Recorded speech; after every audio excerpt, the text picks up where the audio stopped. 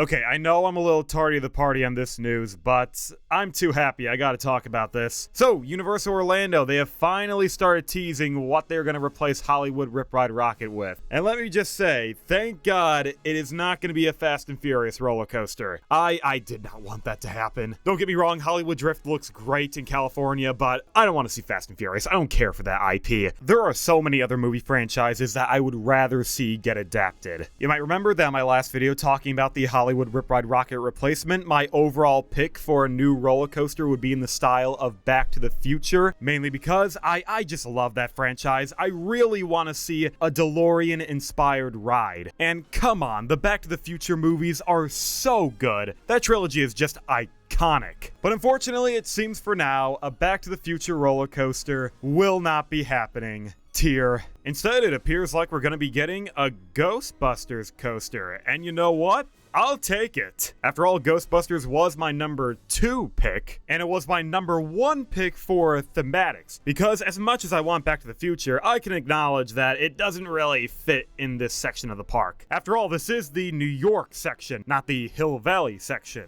because that doesn't exist. But honestly, if Universal wanted to, they could just retheme the entire area to Hill Valley, because even though this is supposed to be New York, it doesn't exactly scream New York. Frankly, there's almost next to nothing in this section of the park because it just dead ends a Hollywood Rip Ride Rockit's turnaround. And the only thing you can really see back here are cardboard cutouts of buildings. Like, wow, look at the Guggenheimer Museum, it's just beaming with life. That 2D image really does look like the real thing. And what's that I see? Race Through New York starring Jimmy Fallon? The most insufferable talk show host ever? It's like I'm right there in the Big Apple, gosh. The immersion is just too much to handle. Universal, they can easily transform this area into Hill Valley if they wanted to. There's not a lot to demolish. Hill Valley would feel right at home back here. And as a bonus, they can also get rid of Jimmy Fallon. That would be 2 terrible rides gone. Still, I do think Ghostbusters is a serviceable IP, and I think it will give this area of the park a much needed facelift. But how do I exactly know for 100% certainty that this is, in fact, going to be a Ghostbusters roller coaster? Well, I assume that most of you've probably seen the teaser already. Universal, they've recently put up some construction walls by the Rip Ride Rockit turnaround, and there's a noticeable little sign hanging on the fence that says,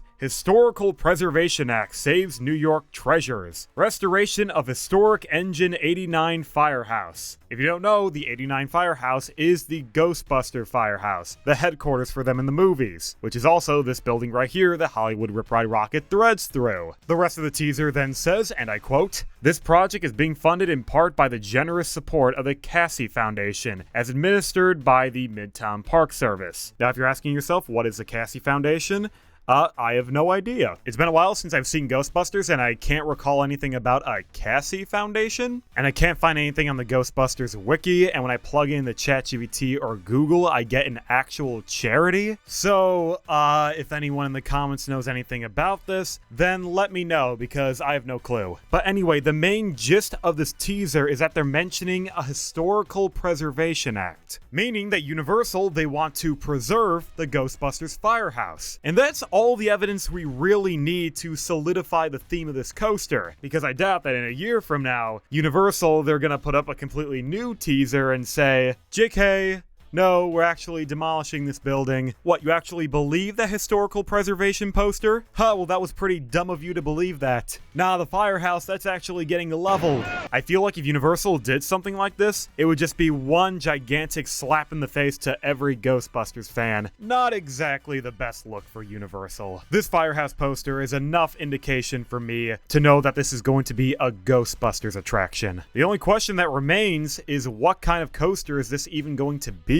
Because we still don't know the ride model for this attraction. We know the manufacturer for this coaster, Intamin, that's been common knowledge for a while now. However, we still don't know what kind of Intamin. Is it going to be a spinner coaster like Hollywood Drift? Or is it going to be a vertical launch coaster? Now, let me be clear. I do not believe this ride is going to be a spinner coaster. I know that as of now, the spinning coaster is the leading theory, but I personally just don't buy it. I think everyone's clouded by recency bias because it's the newest roller coaster that Universal is building. It's also one of the most unique roller coasters that Universal is building, but I just don't see it. For one, the ride system, it just doesn't make sense. The drifting and spinning aspect works a lot better for Fast and Furious as opposed to Ghostbusters. Also, Universal, they're not really known for cloning or duplicating their roller coasters. Every single roller coaster at the Universal properties, they are original. They don't copy what they've already done. Remember when we first heard about Hollywood Drift and everyone thought it was just going to be a Velocicoaster clone? Well, guess what? It wasn't. It wasn't anything like Velocicoaster. The spinning aspect on Fast and Furious makes these two rides incomparable. Just because Universal, they're building a ride like Fast and Furious now, it doesn't mean they're going to build another ride like this later. Especially when this is a new type of coaster that hasn't been tested before, so we don't know how reliable this Intamin will actually be. Again, everyone is just clouded by recency bias. What, are we going to see a Stardust Racer-esque roller coaster go to Universal Hollywood sometime in the future? No, they're not. This is a one-and-done kind of coaster. I don't see Universal ever building another Mack Rides dueling coaster ever again. Universal, they clearly like to experiment with their coasters, and they like having unique rides at each one of their parks. Rarely do they ever clone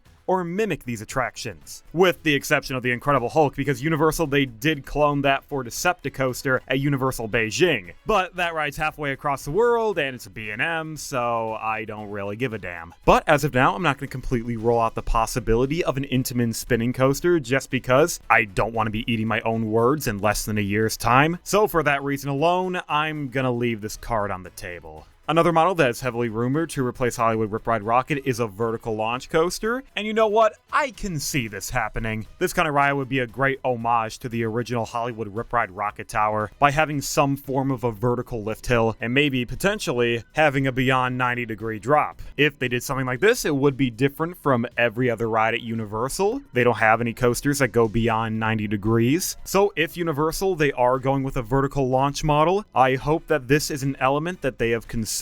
But other than the spinning and vertical launch coaster, is there any other model from Intamin that they can be purchasing? Well, there is one other model that I have in the back of my mind that I feel like it would be a perfect fit for Universal, and that would be the Intamin Wing Coaster. Yes, a wing coaster is something in the style of Skyrush or Flying Aces. Why do I say this? Well, I got in Skyrush a few days ago and I thought it was freaking awesome, but also because this is very different from every other coaster that Universal has built. They don't have a hyper-style, airtime machine in regards to something like Skyrush. This kind of ride, I feel like it would be very popular at Universal as long as they tone down the intensity, because, let's be honest, Skyrush, that is not for everybody. It is a very intense coaster, and obviously there would be a few problems that would arise with installing an Intamin wing coaster. For one, capacity. If they did a wing coaster, it would have to be a launch coaster, no cable lift. Rides like Skyrush, they are very slow moving and they have terrible throughput. So Universal, they would have to make this a launch coaster so they can satisfy all the block zone requirements, so they can have multiple trains running the course at any given time. Universal Studios, they get very crowded, so they need to be rolling those trains like clockwork. Another problem with an Intamin wing coaster is I'm not too sure how this ride would fit within the land that Hollywood Rip Ride Rockit occupies, because that land is a very narrow strip. It is boxed in by a bunch of show buildings and sound stages. We've only seen two wing coasters from Intamin, and they both have sprawling layouts. They're not confined to a narrow runway. Still, that doesn't mean Universal can't do it. It's just gonna be a little challenging, especially because the trains are 4 seats across, so the layout would also have to account for a larger vehicle. Ergo, this model, it would be a bit of an uphill battle. But Intamin, they are a very accommodating company. I think that they could figure it out if they wanted to. Out of the 3 coaster models that I've presented, the wing coaster is my #1 pick. Not really because of the ride's practicality, it's more of just what I want to see, because come on, those wing coaster trains as the Ecto-1 with those 2 overhang seats that dangle over the side, they can be like the turret gun seat on the Ecto-1.